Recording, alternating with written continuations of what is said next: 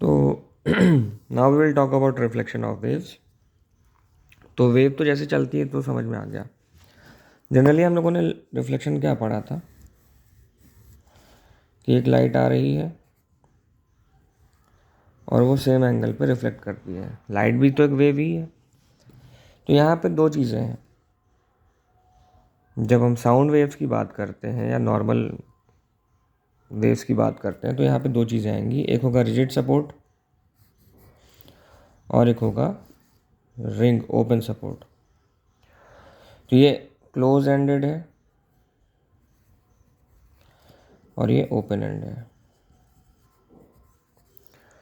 तो open and में और क्लोज एंड में क्या फ़र्क है? जैसे मान लीजिए आपने किसी पोल पे डायरेक्ट रस्सी बांध दी, इसी पे डायरेक्ट रस्सी बांध दी और फिर आपने इसमें वेव प्रोपोगेट कराया।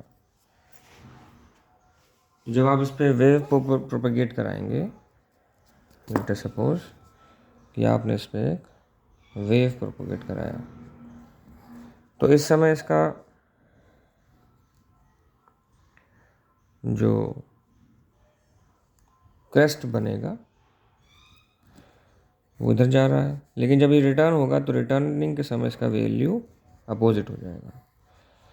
तो जितने मैग्नीट्यूड का आप क्रेस्ट भेजेंगे उतने मैग्नीट्यूड का आपको ट्रफ वापस लौटता मिलेगा, यानी इसका फेज चेंज हो जाता है, पूरा का पूरा रिवर्स हो जाएगा। ठीक। लेकिन ओपन एंडेड में क्या होगा? मान लीजिए आपने क्या किया, एक रॉड में एक छल्ला बना दिया, छल्ले में एक लोहे का छल्ला, और उसमें आपने रस्सी बांधी है। तो क्या होगा? जब आप इसमें एक वेव तैयार करते हैं, अगर आप क्रेस्ट भेज रहे हैं तो आपको क्रेस्ट ही वापस मिलेगा। ठीक है। तो रिफ्लेक्शन में आपने क्या देखा कि अगर मान लीजिए आपने लेटर से क्लोज एंड की बात की हम लोगों ने, तो y is equals to A sine omega t और के एक्स के फॉर्म में हमने एक वेव भेजा। तो क्लोज एंड होने की वजह से इसका जो वैल्यू है वो पाई चेंज हो चुका होगा। और ये क्रेस्ट था तो इसका एम्पलीट्यूड, यानी अभी देखिए पॉजिटिव वाई एक्सिस में जा रहा था, अभी ये नेगेटिव वाई एक्सिस में आ गया, तो ये पॉजिटिव हो गया और ये फेज एंगल इसका चेंज हो गया। तो किसी भी चीज़ को अगर हम लिख रहे हैं साइन थीटा, अगर हम यही साइन थीटा प्लस 180 डिग्री यानी कि साइन थीटा प्लस पाई लिखेंगे तो इसकी वैल्यू यहाँ पे माइनस आ जाती है, and vice versa. So sin theta is equals to sin theta plus pi is equals to minus sin theta.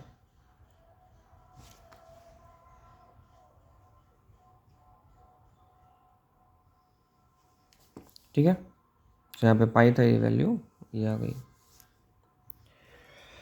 तो अगर हम क्लोज्ड एंड के बाद जो ओपन एंड की बात करें तो ओपन एंड में हम क्या देखेंगे कि y की वैल्यू a sin के एक्स माइनस ओमेगा टी है, लेकिन रिफ्लेक्शन यहाँ पे कोई भी फेज चेंज नहीं हो रहा है। क्रेस्ट था, क्रेस्ट ही आ रहा है, लेकिन बस अपोजिट डायरेक्शन की होने की वजह से यहाँ पे माइनस की जगह यहाँ पे प्लस आ जाएगा, और कुछ नहीं। तो यहाँ पे ध्यान दीजिएगा, जब ओपन एंड होगा तो कंप्रेशन भेजेंगे तो कंप्रेशन मिलेगा, और रेयर फ्रैक्शन भेजेंगे तो रेयर फ्रैक्शन, यानी ट्रफ, उसको आप ट्रफ भी समझ सकते हैं, ट्रफ भेजेंगे तो ट्रफ मिलेगा। लेकिन जब क्लोज्ड एंड होगा तो कंप्रेशन भेजेंगे तो रेयर फ्रैक्शन मिलेगा, और रेयर फ्रैक्शन भेजेंगे तो कंप्रेशन मिलेगा, यानी कि जब आप क्रेस्ट भेज रहे हैं तो ट्रफ मिलेगा, और जब ट्रफ भेजेंगे तो आपको क्रेस्ट मिलेगा। ठीक है। तो इस तरीके से रिफ्लेक्शन का फिनोमेना काम करता है, बहुत बेसिक सा प्रिंसिपल है। अब इसको समझ, अब हमने ये देखा कि एक वेव आ रही है और दूसरी वेव, यानी एक वेव अगर हम इधर भेज रहे हैं तो दूसरी वेव इधर आएगी।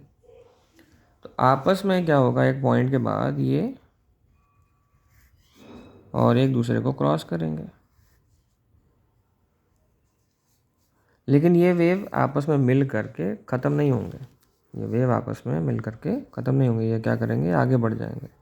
ये वाला आगे बढ़ जाएगा इधर, और ये वाला इधर बढ़ जाएगा। ठीक है, फिर अपना ये, तो इस तरीके से इनका मूवमेंट होता है।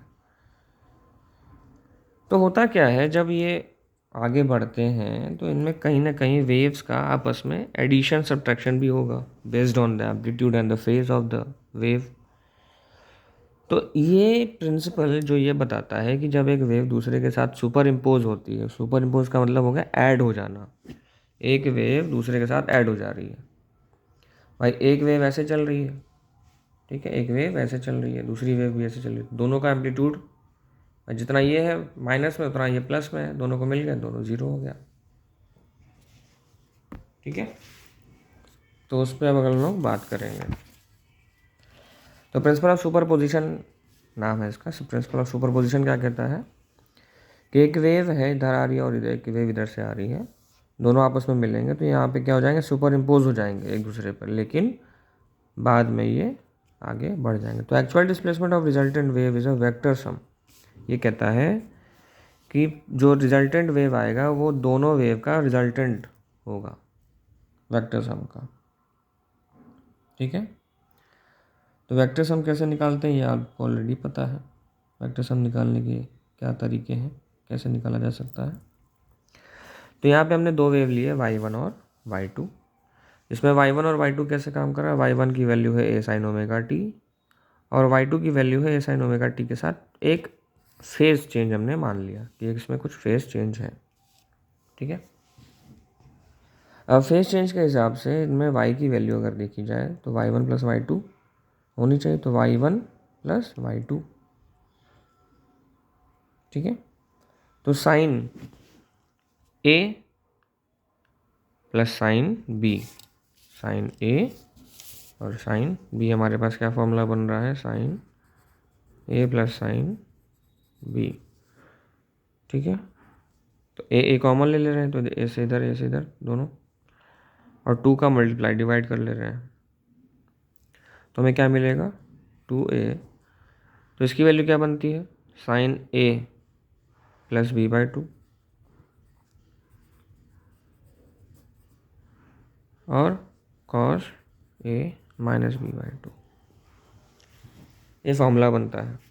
तो इस फॉर्मूले से हमने यहाँ पे साइन a प्लस b/2, क्योंकि ये वैल्यू क्या थी, ये वाली, ये a थी और ये b थी, so a plus b/2 and cos a minus b/2। तो y is equal to 2a cos 5/2 sine kx, इसको सॉल्व करने पर kx minus omega t plus 5/2 आ जाएगा। तो यहाँ पर अगर इस कॉस के फैक्टर को बाहर ले लिया जाए तो ये क्या शो करता था, ये एम्पलीट्यूड शो करता था। अगर आप इससे कंपेयर करें,